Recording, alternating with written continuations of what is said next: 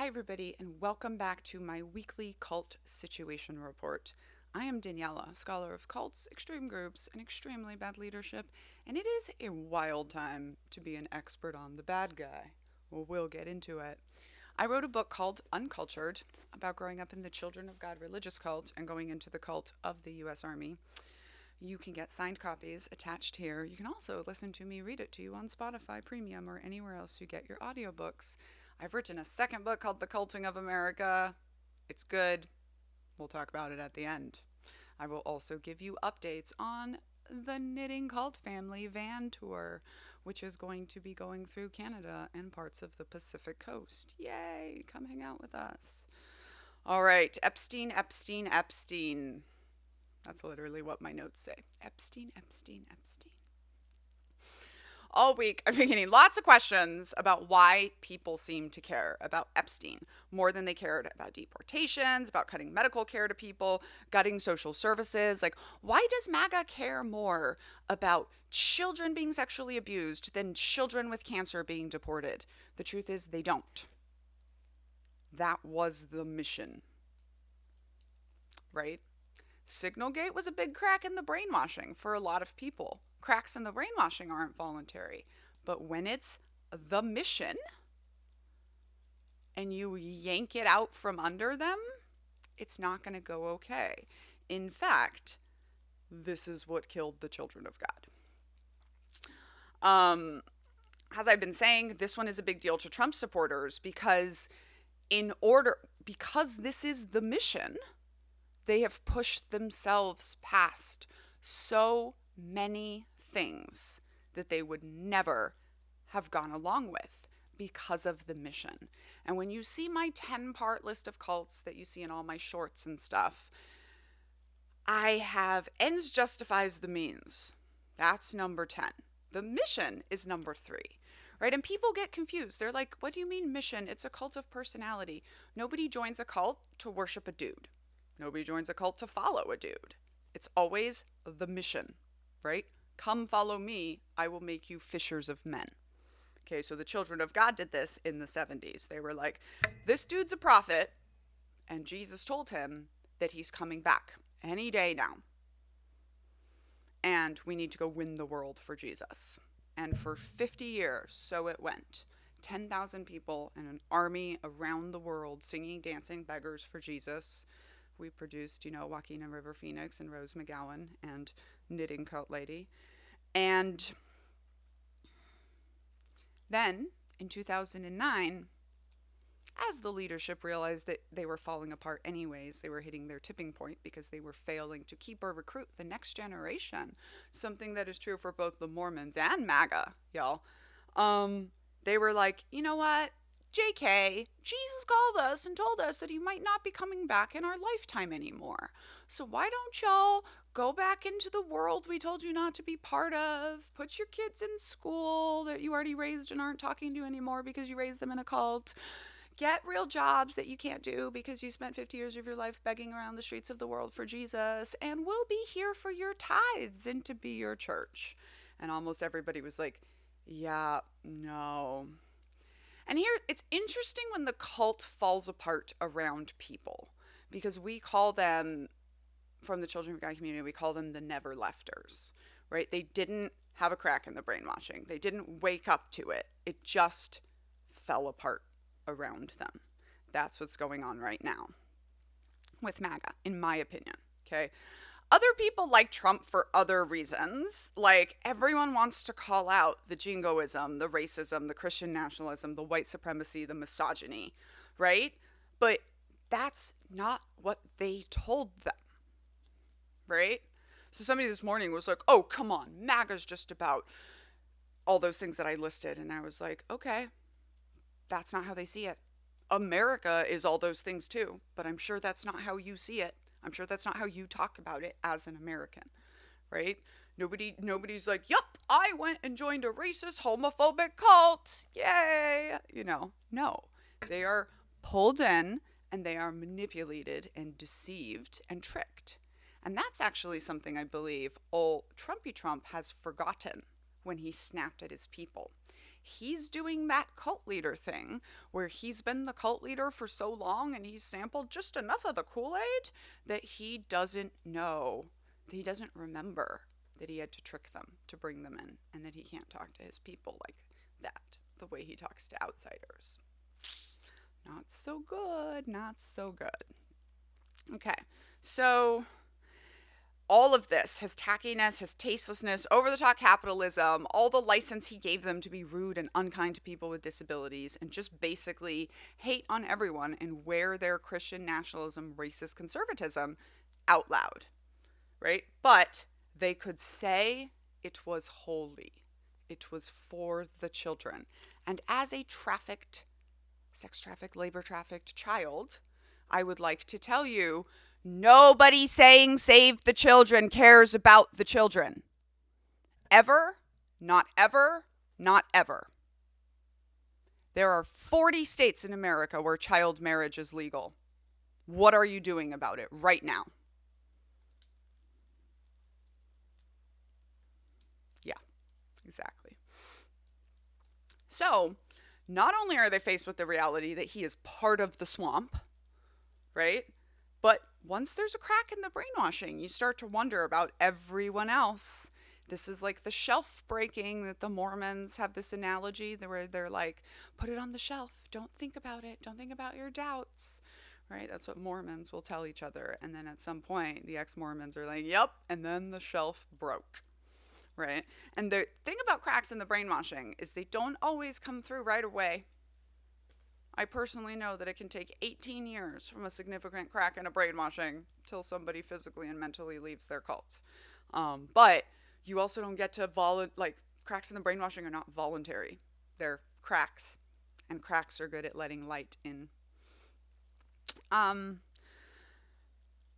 So how big of a deal? It's a very big deal. And he attacked his base. Like, I literally think it's all cracking up. And obviously this morning we have the drawing of the letter to Epstein. Nobody really understands, I even think, what this is, but. So this is very important, and people love to say that my advice never changes, but whereas at Christmas time I told you, don't waste your energy, you're not talking them out of their cult right now. Right now, you might be able to. Right now, you might be able to talk them out of their cult. So if you have MAGA or Trump supporters in your life, this might be the moment that you can help them leave. If you can tolerate it, right? We know people are much more likely to leave cults if they know that they have people they can go back to. And the Democrats are really going to have to suck this one up. Because these are the choices, people. When people leave cults, you can accept them or drive them back to the cult, drive them to another cult, or drive them to take their own lives. Those are the choices. So what I'm not saying is we should take them back because I'm your pastor or another adult that's going to be telling you what you should do. What I'm saying is the choices are you can take them back and try to understand. I can help you, or you can lose them again in one way or the other.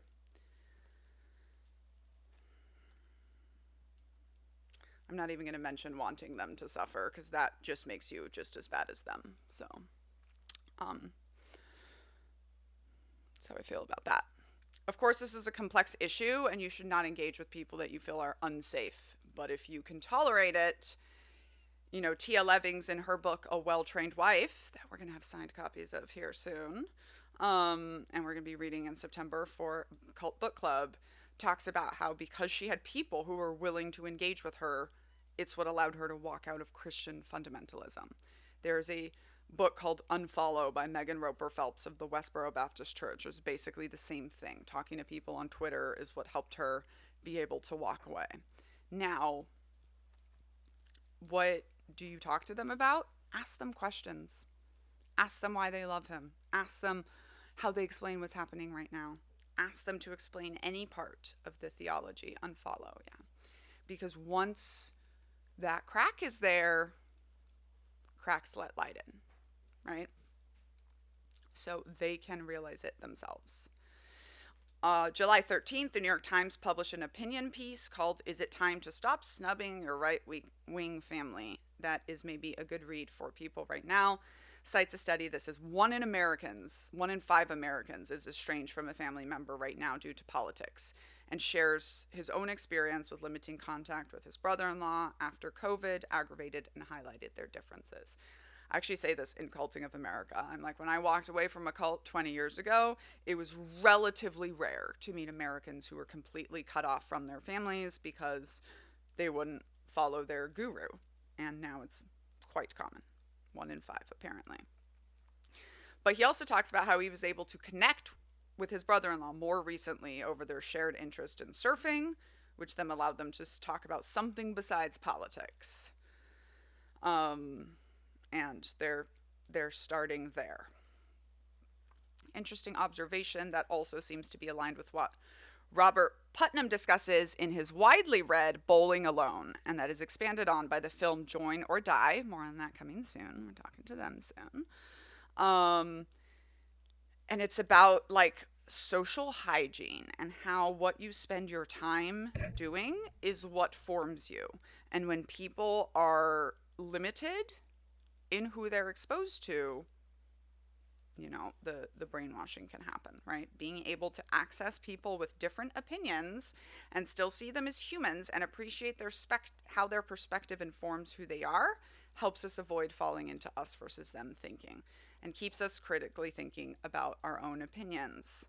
This is also why I do the whole "my dog is a Republican" bit, you all. Just like my MAGA father-in-law, he doesn't think other dogs should exist. He's like always going on about puppies on welfare and how they shouldn't have birthday cakes and, And then I stop and I say, now calling my dog a Republican is anthropomorphic political satire, and it's hilarious. Calling Republicans dogs or maggots, which I had to call myself out on, is dehumanizing language, and we should not be doing it, because shortly after we dehumanize people, we usually take their lives, and we need to go high when they go low, and right now they're going to be pretty low. Okay. At the end of the op-ed, Litt concludes that there are some people who are so committed to odiousness that it defines them, which is true, and everyone will have a different opinion of what that looks like. But this is a good time to consider if you're capable of finding ways to bridge the gap between you and any of the people in your life that want to leave the cult of MAGA. It might help them walk away from the toxic, dangerous rhetoric that has been normalized over the past decade. And remember this too, y'all. It's been a decade. It's been a decade that Trump has been abusing these people. And even if it doesn't, it might help you practice seeing people more fully human and give your empathy muscles a workout. Yay. All right, let's talk about justice for children. I do not think my father-in-law will consider leaving. Justice for children. Given the fact that child trafficking is all over the news this week and near and dear to my heart, it's a good time to call attention to the fact that child marriage is still legal in much of the United States. Something every single person could be doing something about if they cared about children. According to Unchained, at last, as of July 9th, 2025, only 16 states, 1 district, and 2 territories have laws that ban marriage for people under 18 with no exceptions. So 34 states still allow child marriage with varying levels of limitation. By the way, the majority of the child marriages and teenage pregnancies which are sold to the American public as 17-year-olds falling in love and needing to get married are very, very young girls being married to men over the age of 30. Literally being sold by their parents. This happens all of the time in our country. America is one of the few countries in the world that has not ratified the UN's rights of children. In part, you know why? Because you're not allowed to recruit, military is not allowed to recruit under 18-year-olds. That's in part why, big part of why we haven't ratified it. Somalia has ratified it. Some of you may be interested in checking out Courtney Stodden's content or her documentary on Hulu. When she was 16, she was married to Doug Hutchison, an actor in his 50s. Her parents gave them legal permission to marry, which they did so very publicly. During her marriage, she endured a ton of public scrutiny and criticism despite being a child. And weirdly, America seemed to enjoy the public spectacle of her marriage, and watching her be exploited on talk TV shows shamed her and called her a gold digger. What a familiar story. Alex Jones is slamming Trump for being a cult leader. You gotta love that. On July 17, 2025, InfoWars host, very, very broke person, Alex Jones, criticized former U.S. President Donald Trump. Okay. Excusing him of exhibiting cult leader-like tactics by silencing dissent within his Maga base, particularly after Trump's reversal on discussing the Epstein files. Jones asserted that the rhetoric was shifting the movement toward cult territory. A little late to be noticing that. That's all I have to say. But when even Alex Jones is saying that you're a cult leader, yikes. New Jersey police chief accused in satanic sex cult lawsuit. Courtney Tammany, daughter of Leona Police Chief Scott Tammany, filed a lawsuit alleging ritualistic abuse and torture, including satanic cult activities from age 4 to age 15. She accuses her father and neighbor Kevin Slevin, although multiple allegations reportedly turned up no evidence. Both men deny the allegations, and Slevin has followed a countersuit. This is most likely not true. This is most likely an example of the Satanic Panic, which happened in the 80s and 90s. QAnon, Pizzagate was just another version of that. The Epstein list was just another version of that. And it was basically people getting on the internet and finding out, the world finding out how common child sexual abuse was, and not being able to deal with it, being from pastors and brothers and fathers and friends. And so the Satanic Panic was born. None of these cults actually existed, or there's no proof that they existed. Over 1,200 cases were investigated. Not one single piece of physical information was found. And the alleged crimes always have physical. I was flayed open. I was blah, blah, blah. I was this, that, and the other. There are absolutely children like Teal Swan who had this put in their heads, often by therapists. There are absolutely people that believe that this happened. There are also absolutely people who have tortured and abused children in this way. But there's a reason that we call it survivor of Satanic Panic and not survivor of ex-satanic cult. It's the pastors that are raping the children, and your fathers and your brothers and your husbands and your uncles and your cousins and your religious leaders. It's not a satanic cult. Okay. People are going to come at me for this one. They always do. I just don't really care. And for, our weekly Cult of Maga updates, because that's not always what this whole thing is about, Trump, they have announced that he has chronic venous insufficiency, which is apparently not uncommon with age. There's obviously there's no shame in illness or aging, and we don't want to imply that, but he's always tried to present himself as in the best health. And, I don't know. I personally think he's probably pretty close to death. For any president to announce a chronic illness, that's, there you have it. So, another thing he's probably been lying about. It's probably a lot worse. Doctors say that definitely looks a lot worse than they are saying, just from being able to see him. So, there you have it. All right, Culting of America updates. That new book that I have written, I'm so proud of. I'm so excited. I cannot wait to share it with you all.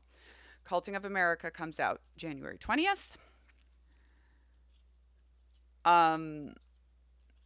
Pre-sales are going to start August 5th. We have a cover. It is going on the Knitting Cult van. I'm so excited to share it with you. The cover itself is a movement.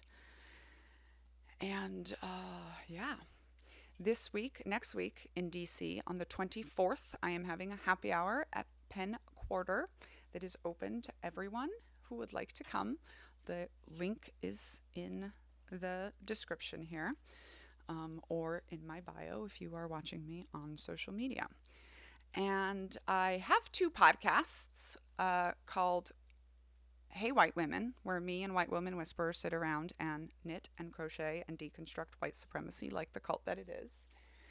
And Cults and the Culting of America, with just kind of like this channel, but with guests. We had some very interesting discussions. We always do. So tune in if you are a podcast person. You can also watch us on YouTube or Patreon.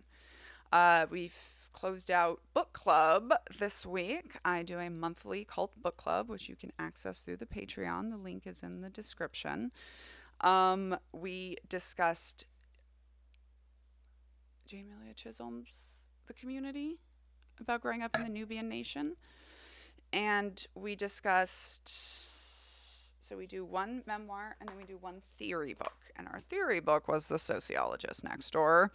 And we had a very interesting discussion because I would say most cult survivors feel like they have a lot of sociopathic traits and tendencies, which tends to be because we were raised by sociopaths. But the difference is we have consciences, generally, except those who don't and are sociopaths. If you are interested, book club is a very welcoming and safe space to talk about books and what we learn from them. It's ultimately a deconstruction space. It's not a college class. I do not care if you have read the book. You will not get a grade. You can come even if you haven't done the reading. You can tell us or not tell us. You can listen. You don't have to talk. You don't have to have your camera on. So we can just, you can just be there and have other people who are discussing these things that you are interested in. We have a GoFundMe for the publishing of Culting of America, which gets more and more expensive as it gets bigger, but that is okay. If you are interested in contributing, we have a link in the descriptions and appreciate it all so very, very much. We've raised enough to do the audiobook. We're raising for the book party right now in College Park, Maryland, January 20th. It's also going to help determine how many book events I can do and where I can travel and come to your cities and all of that. Right now, I can tell you that we are going to have a book party in College Park, Maryland, somewhere in New York City, in Asheville, North Carolina, and in Nolens, however that is supposed to be said. And I'm going to show you my paintings now. These are my rainbow girls that I finally got turned into prints. And this, I say, was my uncultured before I found the words to write it. The colors are much, much stronger than they come out on the screen. She is called Stolen Potential, and she is called Who Am I?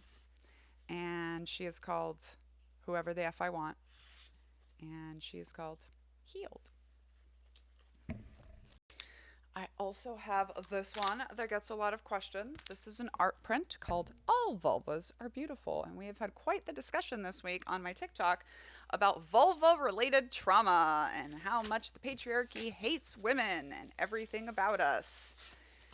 And it has been very heavy. Anyway, this art print comes with this book, which is, I like to say, a book for first-generation parents, those of us that don't have really models to emulate.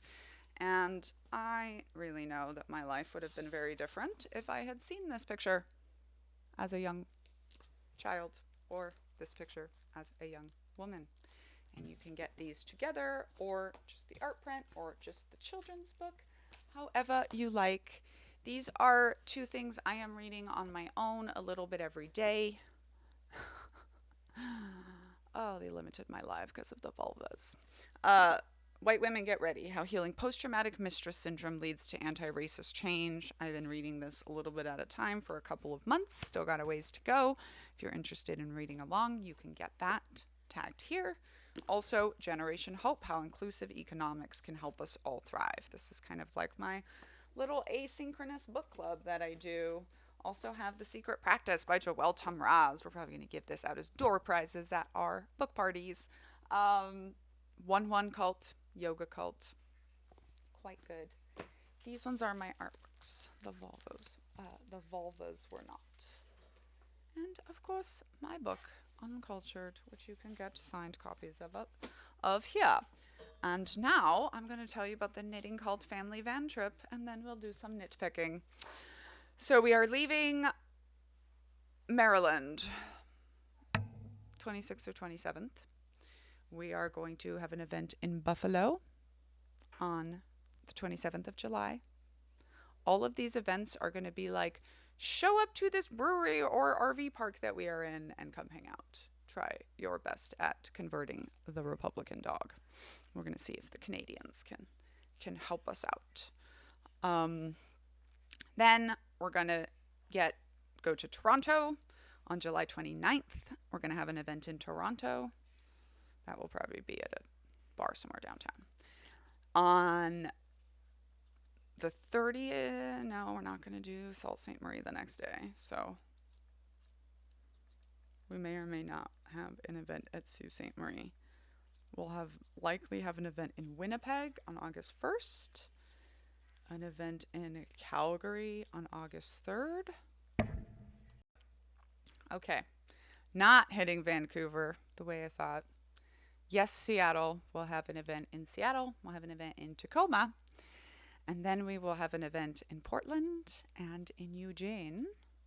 And then we will have our final event in San Francisco, which is where I'm hoping to present the musical to you all, without most of the music.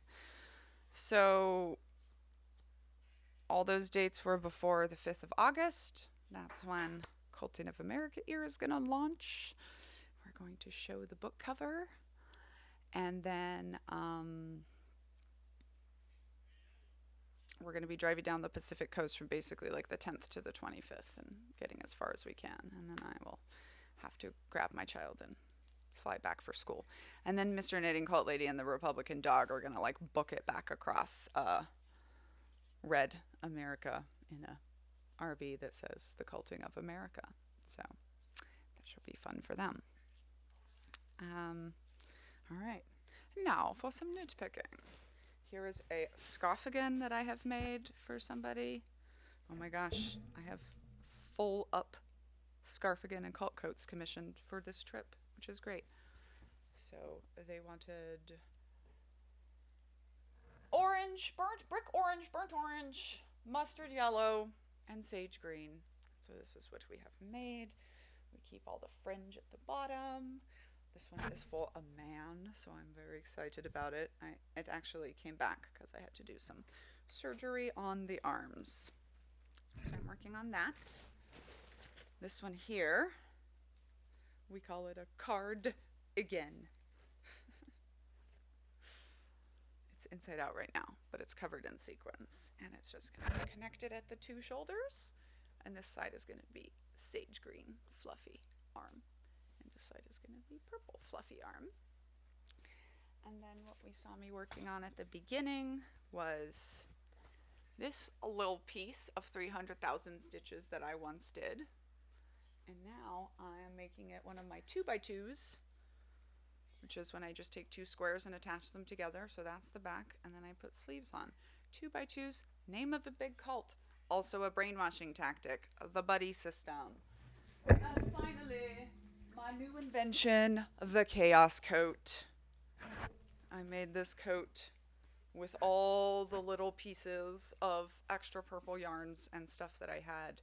And I'm now going to teach you a trick about cardigans. This works with any cardigan. Anything that is rectangles with sleeves.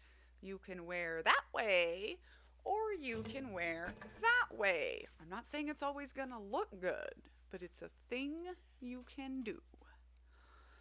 And that is my, gosh, I still got to tuck all these little ends in. This is a coat. People are super in love with it. I'm super in love with it too, but if anyone is roughly a size 4 to 8 and would like to buy it off me for $250, it's already made. I'll absolutely give it to you. because as much as I love them, I have too many.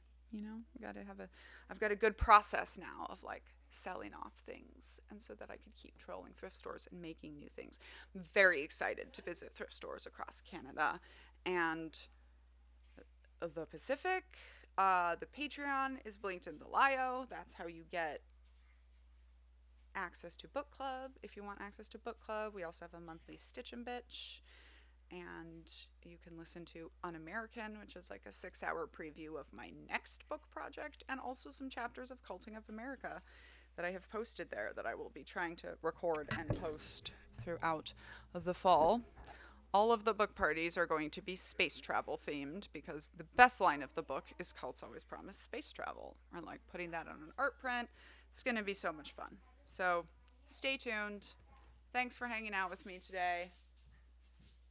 We'll see you next week for the Cult Situation Report. I am Daniela Mestenak Young, author of Uncultured, critically acclaimed, best-selling book that you can get anywhere you buy books.